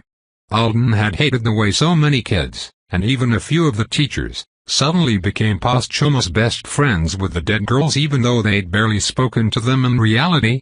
The number of fake criers had exceeded the actual mourners. Apparently, when you died as an avowed at 15, it was even worse. Alden had messages from classmates whose names he didn't know. More than a few of the videos had obviously been recorded not for Alden, but for posting on social media. They were incredibly insincere. A couple of them referred to entirely made-up events he had supposedly shared with the creators. It made him wonder what percentage of people were hiding the fact that they lacked a normal human conscience. He did worry about the messages from people who seemed to really be upset about his death even though he barely knew them. Apparently he'd complimented one of the school lunch ladies more often than any other student, and she was devastated he was gone. Some people had no hearts. Others had big ones. Alden felt like someone had just dumped an entire wheelbarrow full of life on top of his head. It was foreign, and he didn't have any idea what to do with it. And Connie probably liked the giant messy funeral at least. She was a fan of overdoing things like that to begin with, and though she had a bullshit detector, she preferred not to employ it. Alden was sure she knew better, but she enjoyed living in her own version of the world. It was one where handsome men were never scumbags, charities couldn't be sketchy, and it was illegal for reality TV to be fake. Alden had the system hide all of the messages away to be sorted through some other time, when it would be less confusing.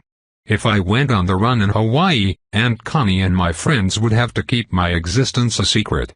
It wasn't like he was going to let them go on thinking he was dead. Sounds hard for them. And pretty nerve-wracking for me. How do you even exchange our gold for dollars if you're in hiding, anyway? He glanced at the Anzidor ID. Island it is. There had never really been a better choice.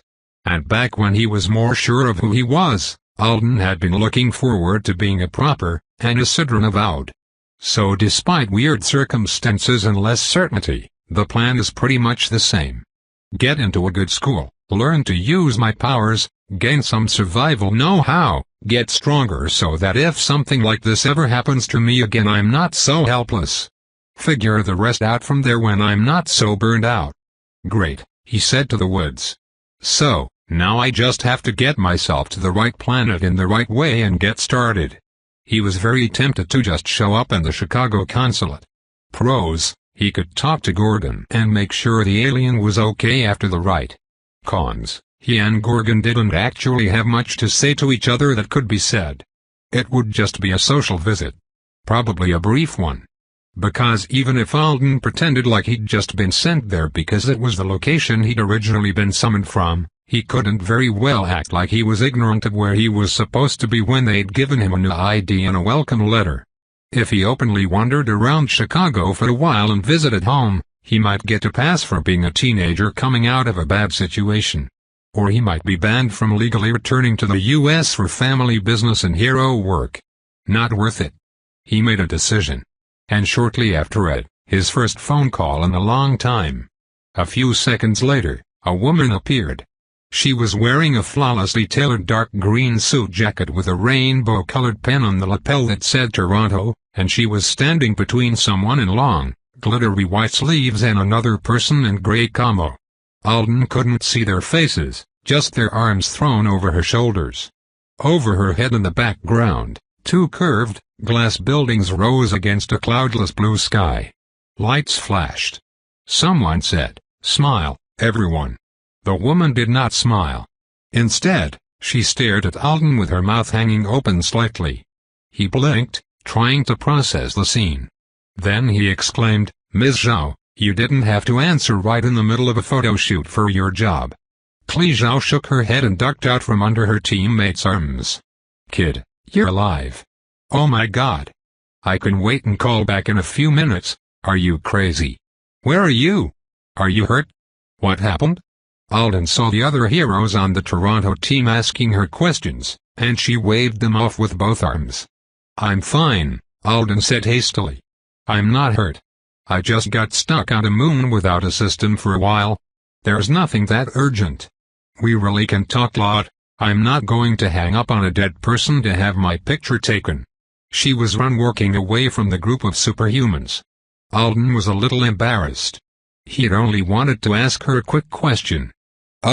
Thanks," he said. "I'm going to be coming back to Earth. To Nzidora. Probably in a few hours.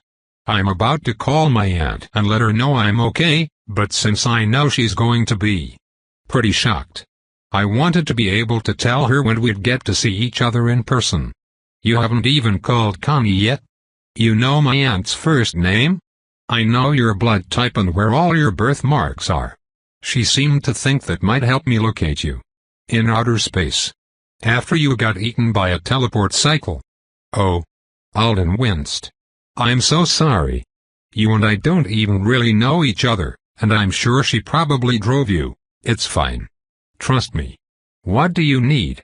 She'd stopped walking in front of a large water feature. "I wanted to tell Connie exactly when we could see each other face to face.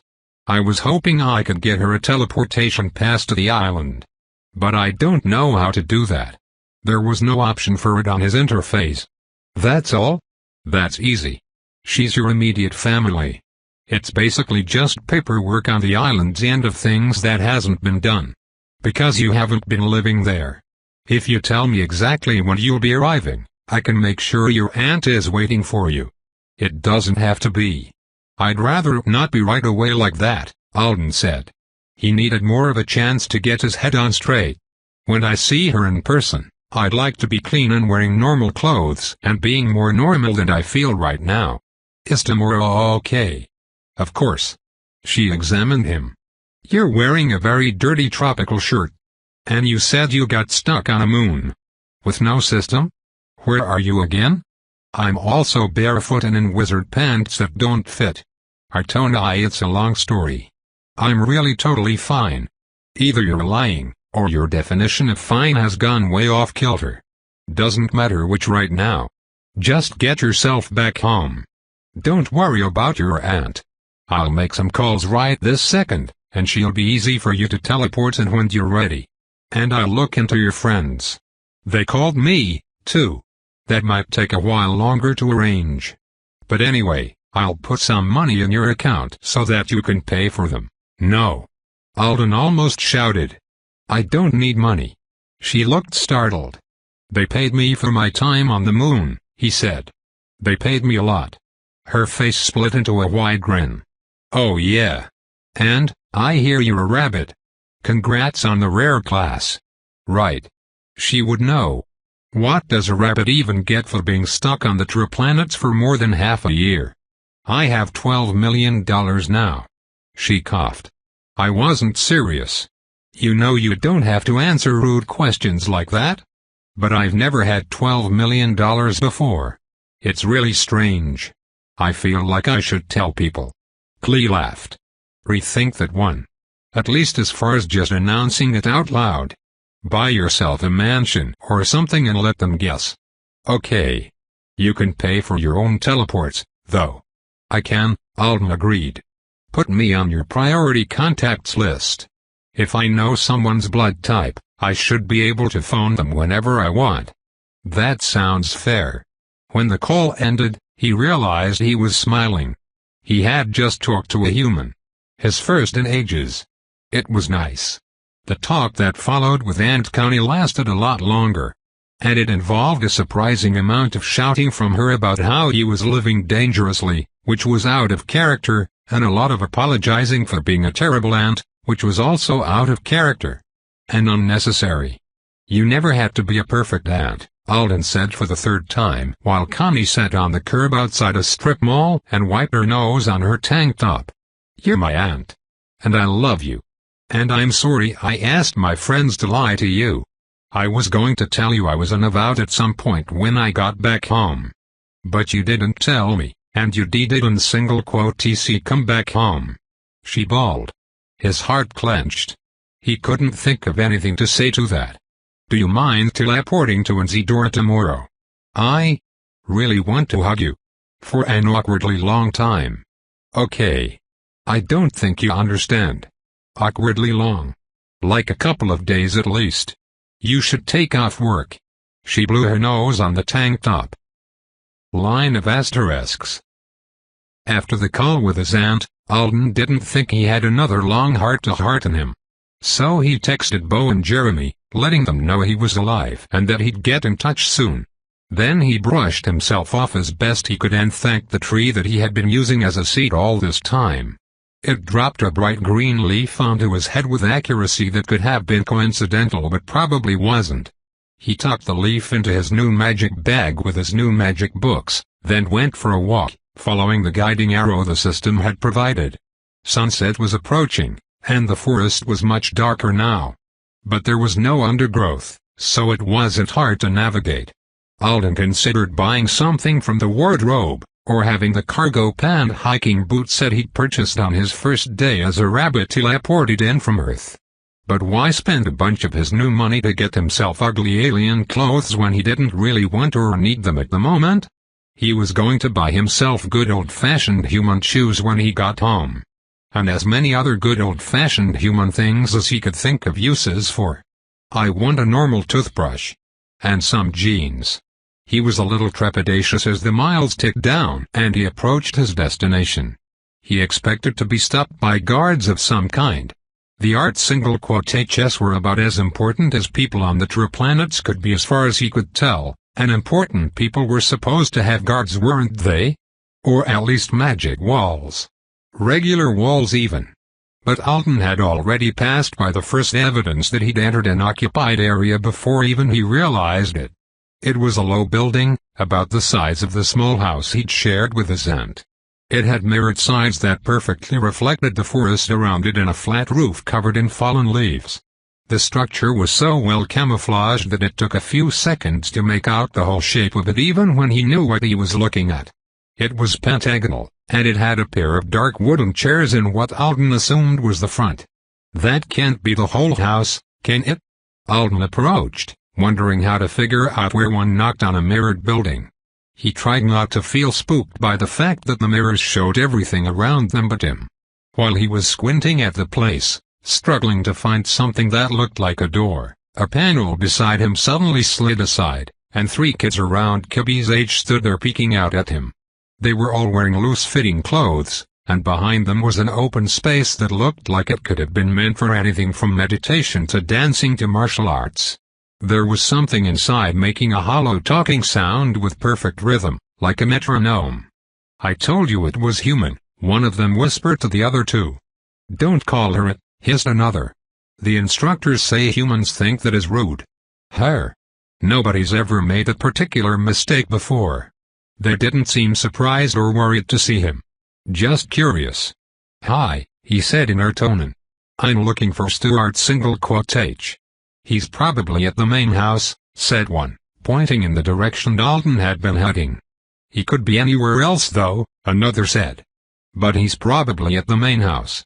"Thank you," said Alden. "Sorry I interrupted your thing you were doing." He headed in the direction they'd pointed, noting several more of the small camouflaged buildings and a couple of larger ones. He passed half a dozen Ertonens. A couple were in wizard's clothes, but most wore the knight's uniform. They all looked at him curiously, but nobody seemed concerned about his presence. "I'm an avowed," Alden realized. "They think there's no way for me to be here unless I was summoned. Also, this place was on a ginormous piece of privately governed land. He doubted they got many uninvited guests. I feel like a spy in the castle." It was kind of fun. Finally, he came to a place so large that it had to be the main house. There were well-trodden paths leading to and from it at different angles, and the home had been built around several of the giant trees. It was at least 3 stories tall by his estimate. He followed the path that looked the most frequently used and stood waiting for someone to open a door for him. The kids had known he was around. He'd be noticed eventually. Better to be patient, instead of banging on walls that might, for all he knew, be one-way windows into the primary's own bathroom. A door did finally open, just a few inches from where Alden had guessed it would be. The mirrored surface faded to reveal smooth wood, which slid aside. Alden took a step back in surprise as a person of a type he'd never seen in real life loomed over him. "That is a giant, 4-armed mole," he thought. He'd seen pictures of them before in a xenobiology book. He knew they were called the mlurt, and also that there were basically none of them. They had a population of just under 20,000. Alden hadn't even realized they had avowed, but this one was wearing a pair of wide fabric belts diagonally across its body, and they had embroidered designs on them reminiscent of the one Alden had just earned under his privileges tab. The mlurt had glossy bronze fur, no visible ears, and a snout with pinkish tentacle whiskers. "You smell new to me. Did you forget where the door is?" Greater than the alien asked. "According to the system, anyway." The snout tentacles waved, but there was no sound that Alden could detect. "I've never been here before," he admitted, staring up at the mlurt's chin. "I'm looking for Stuart H. He is studying in his room. I was about to take him 3rd meal." Greater than. Interesting. They did 3 meals. Culture class in Kibby had taught Alden that 2 was more normal. First meal was usually either breakfast or lunch, depending on the eater's preference. And then there was an evening one. On the other hand, Joe had just scarfed things out of his own pockets whenever it suited him. To each their own. "I can take Stuart H.'s dinner with me?" Alden offered, thinking it would be a good way to get directions without having to wander the whole massive place. "You smell like soil." Greater than. "I brushed off, but I am covered in dirt." "Sorry. I like soil. More people should smell like it. Come inside. It is pleasant to have a new person around." Greater than. "I'm not staying long. Just here for a quick thing." "That is a shame. I enjoy to be called Murmur." Greater than. "Murmur," Alden repeated. "I'm Alden." He followed the mlurt into a house that somehow managed to be cozy and inviting despite its size. Alden took in everything with interest. It was the opposite of an open floor plan. Rooms connected to other rooms which connected to hall was lined with seating nooks and bookcases. "I'm so going to get lost." And there were really a lot of people in residence. Wizards and knights everywhere, chatting in nooks or seated around tables in rooms with soft lighting and music. There were quite a few kids running around, too. And a baby was crying somewhere. Somehow, despite the small rooms and the busyness, the house still clearly belonged to very rich people. It wasn't like there were tons of conspicuous jewels or gilded furniture. It was just that every spot Alden's eyes landed on was somehow too appealing. Armchairs snugged up against a fire pit made him long to sit down. The rugs were so plush he wanted to rub his face on them. In some spaces, candlelight, and who even used candles as a serious light source these days? Reflected off of polished floors and wall panels mesmerizingly. And in other locations, windows were beginning to glow softly to replace the sun as twilight fell. Even the curtains seemed to be drawn exactly right in every single room. Alden had never paid attention to something like curtains before. And he felt way too welcome and relaxed for a spy. They must have someone with Taylor Environment come in monthly to tweak this place. There's no way it's this absurdly delightful through happenstance. Alden definitely didn't fit in. He drew startled looks in every space they passed through. But nobody ever said, "Hey, who is this guy?" It must be the number of people living together. They see something odd, and they all just assume another member of the household is responsible for it.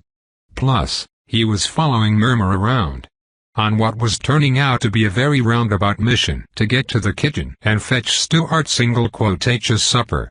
There was no way this was the fastest route, but the mlurt seemed to have a curious sort of purpose in wandering the entire ground floor of the building like this. It was like the point of it was to stop by in every single room. Alden thought Murmur was the housekeeper. Maybe even the person who was making the environment so nice. They did stop to tidy scattered toys and discarded dishes on a couple of occasions. But the big alien also paused their trip through the house to grab a full-grown wizard out of a chair he'd been napping in and hold him still while sniffing him thoroughly. And the guy just submitted to the treatment with a sigh. The wizard gave Alden a look as if to say, "Do you see what is happening to me?" And Alden really wondered what expression he wore on his own face, because he had no clue what was going on. Murmur set the fellow down, patted him on the back with all four of his clawed hands, and then they resumed their trip as if nothing had happened. So a housekeeper that grabs people and sniffs them regularly enough for it to be no big deal. Why not? They finally made it to a formal dining room, the one truly large space in the house so far, and through there, they passed into an ultra-modern kitchen that didn't fit in with the rest of the place at all. Here, Alden finally saw adult Artonans not in wizard or knight clothes. A man was cleaning dishes, a woman appeared to be cataloging the contents of a freezer, and a couple of people were assembling to-go containers that looked like smaller versions of the high-tech takeout tiffins Alden had encountered before. One of them checked the tablet and gave Alden a container to take up to Stuart H. And then, since they assumed he was a helpful volunteer, they gave him 5 more to deliver to other people on the same floor. How did I end up as room service? He wondered as he climbed the stairs Murmur had pointed out to him. Is this just the fate of rabbits? I don't even work here. He'd explained that he didn't know where any of the rooms were upstairs, and they just gave him door numbers to remember. As he emerged from the stairs into the hall, he took in the environment. Very different from the ground floor. It was a long hallway lined with widely spaced doors. Up ahead, it made a sudden split to go around the tree trunk that was visible through floor-to-ceiling windows.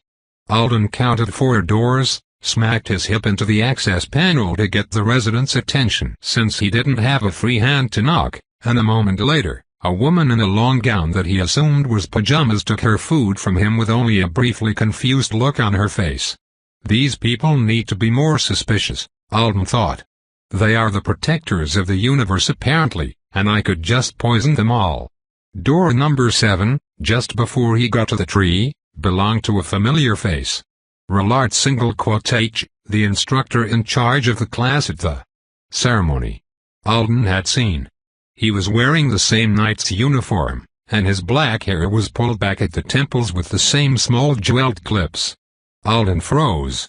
Rillard H seemed confused to see him, and unlike everyone else in the house, he was a little less inclined to brush it aside. Who are you? he asked, taking the food in one hand and setting it on a small table by the door. Behind him, Alden could see a seating area, and there were 3 different screens on the wall covered in logograms. "I'm Alden," Alden said. He had already decided not to lie about stupid stuff. If someone ever got around to caring enough to ask him why he was looking for a steward, he'd just tell them it was because he wanted to go home.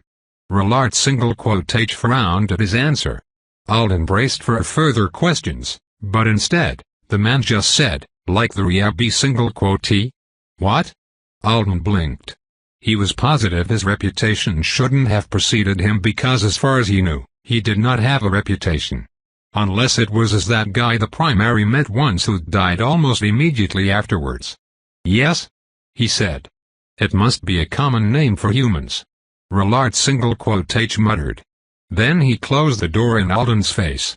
It could have been a coincidence, but as Alden traveled down the hall, the residents seemed to get younger and more stressed out. He delivered one of the meals to a room shared by a pair of seemingly identical twin girls, really rare on the true planets despite the high rate of fraternal twins compared to Earth, who looked like they hadn't slept in days. They appeared to be just a few years older than him, and one of them was in the knight's uniform while the other was wrapped in an oversized towel. She was swearing tearfully at what Alden thought was a pot full of red moss. "You're new," the not-swearing sister said in a dull voice. "Thank you for third meal." "You're welcome." She started to close the door, then she looked at him again and swept some of her dark lavender hair out of her face to see him better. "You look tired." If she's saying that, it must really be showing. It wasn't that he was tired, exactly. Physically he still felt awesome. Mentally, he was really curious about this place and these people, and he was enjoying the diversion of being where he shouldn't. It was that the thing he'd been diverting himself from was starting to weigh on him too much. He felt fragile. And while he knew he wasn't about to break, and it was just his authority aching, he was beginning to lose his determination not to curl up in a ball somewhere quiet to suffer in peace. "I'm not exactly tired. Just having a busy day." "You should rest," she said. "I'm planning to rest for ages starting tomorrow." Stuart's room is at the end of this hall, right? She nodded. Just one more quest to complete, he thought, turning to go. And then I get the present. And then I get to use the nice, pain-free summonarium. And then I get to go home. Tope continued. Thanks for listening.